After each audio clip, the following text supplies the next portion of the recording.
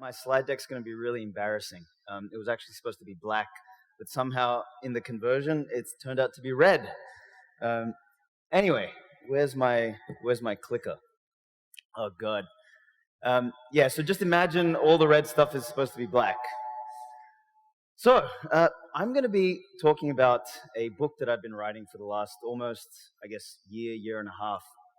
And what this book is about is this word, Bushido. And basically, what I've spent the last roughly year and a bit doing is going down the rabbit hole of ancient, classical, medieval texts on like culture, religion, warriorhood, battle, conquest.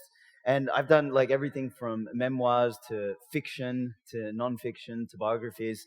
And my wife wanted to kill me because I was spending more time listening to Dan Carlin podcasts than I was with her. But this entire exploration led me. Jesus, this red is so strong. Okay, this entire exploration led me to ask a different kind of Bitcoin question. I became less interested in the usual, will Bitcoin win? Or how's Bitcoin going to win? And to be honest, like there's many books, there's many texts, there's a lot of stuff written on this already. So my question sort of became, if Bitcoin wins, what then?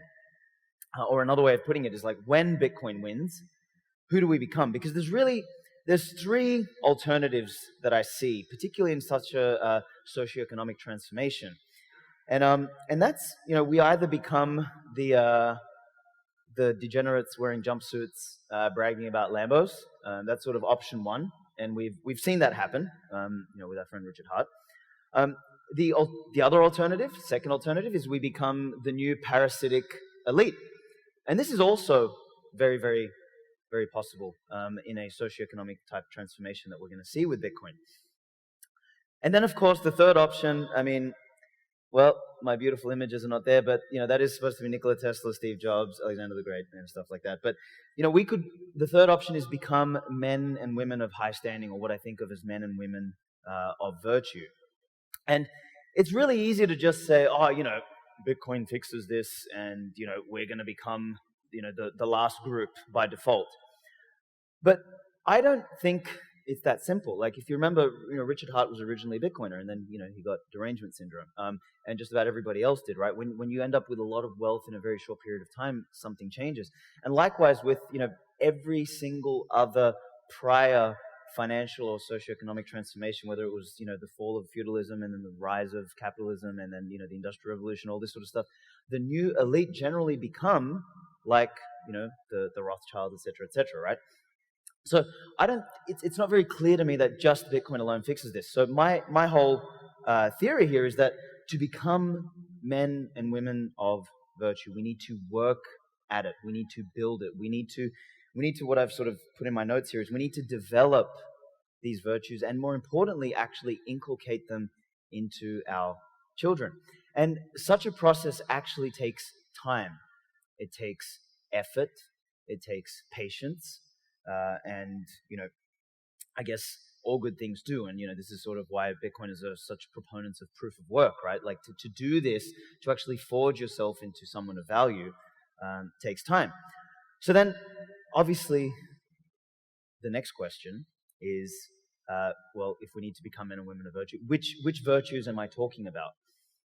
And what I found in my sort of exploration and going down this rabbit hole is that the highest, the greatest, and the most noble of virtues are actually found in warrior cultures, not in peacetime cultures. And this might sort of sound counterintuitive initially, but when we sort of dig into it, you'll find that it's actually accurate. So I'm sure everyone's familiar with sort of, the hard men, weak men sort of cycle, right? Strong times, good times, all that stuff. So the greatest virtues are actually found in the bad times create hard men stage. It's the hard men that come out of that and actually forge a new type of culture. And when you sort of think about that, this is actually where the warrior cultures are found. This is where they are forged. Because if you think about what these sort of people, these cultures represent, they live at the edge, or they exist at the nexus between life and death. There's no environment where the stakes are higher than when when you have to basically be one body, one mind, and one soul with the brothers in arms around you to fight off an enemy, or to conquer something, or to produce something, or to create something. So it's in my mind, when I think about this sort of warrior culture, like there's no other place where the need for courage, for honor and justice and integrity and respect and duty and self-control are as prevalent. There's no other environment that exists like that. So this is why I believe that the greatest cultures, and culture is upstream of civilization, but this is why the greatest civilizations have been built upon the most robust and virtuous of warrior cultures and codes. So whether it was sort of the Apollonian West, the sort of the ancient Macedonians, the ancient Greeks, the ancient Romans, and things like that, or whether it was the Christian, the chivalric West, right, with their chivalric code, or the samurai with their code of Bushido, basically, which is a big part of what the book was based on. These cultures had embedded within them these implicit codes of conduct. There was sort of a way of being, or a moral code, so to speak. And a lot of people have this misconception. It's like, you're born a samurai, and then that's what you are. But a samurai had to be, for example, forged into a samurai by becoming that person, by inculcating, by embodying those virtues. And these cultures went on to shape the civilizations that came after them. As I said, this is culture is upstream of civilization. So what I learned from this journey, is sort of going down this classical, medieval, ancient path, is I thought, what are the 10 virtues that we could take from these great warrior cultures and essentially project forward, like who do we need to become as Bitcoiners, assuming we are going to inherit the socioeconomic upper strata of the world, because that's essentially what Bitcoin is actually going to do. It's going to propel Bitcoiners forward. And if we're going to become sort of the new leaders, or the new socioeconomic elite, we need to start thinking about what these virtues are. And I've got 10 that I've written about in the book at depth. I go through the etymology, the history, historical examples, and why this is important to Bitcoiners. And obviously, I don't have enough time to go through all of them, so I'll touch on them really quickly, and then I'll dig into 2. So, justice is sort of defined, particularly in feudal Japan, as kind of the bones or the structure of the body. It's the doing what's right.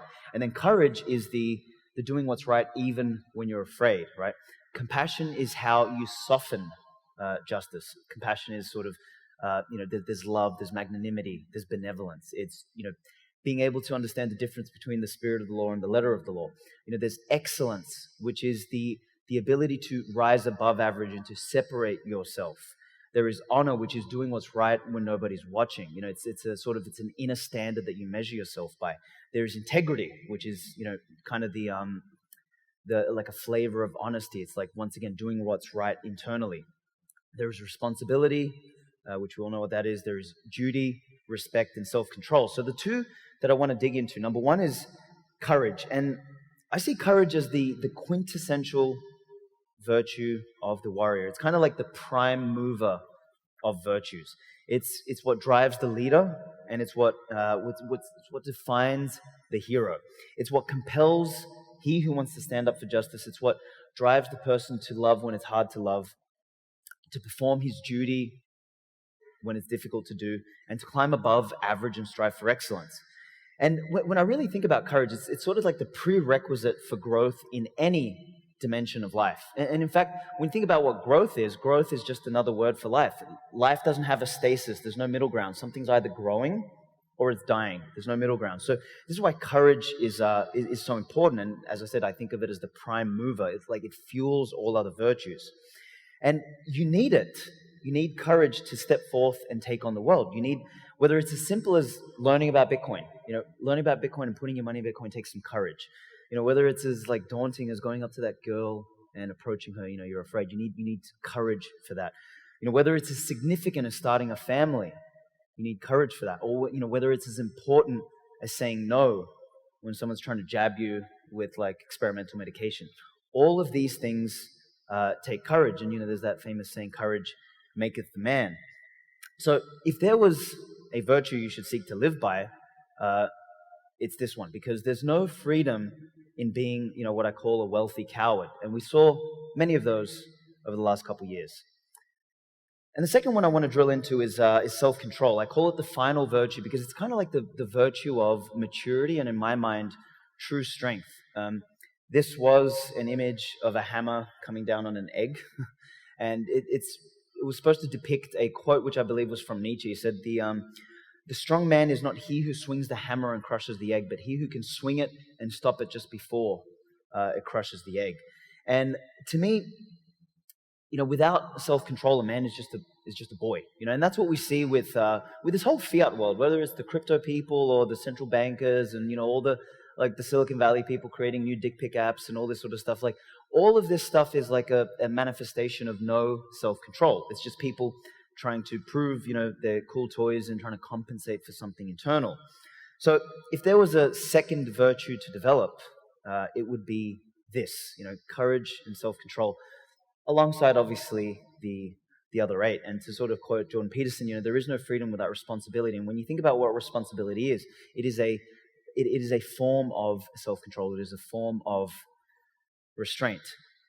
So there's a million other things, obviously, I want to say, and unfortunately, my slide deck is completely destroyed. But I'll let the book do the talking. Now, unfortunately, the book's not ready yet. I've been caught up with a whole lot of other things in life, and one of these things you'll hear about is as a project that I've been working on tomorrow, like at the nexus of Bitcoin and AI. But I do aim to finish the book in the next couple of months.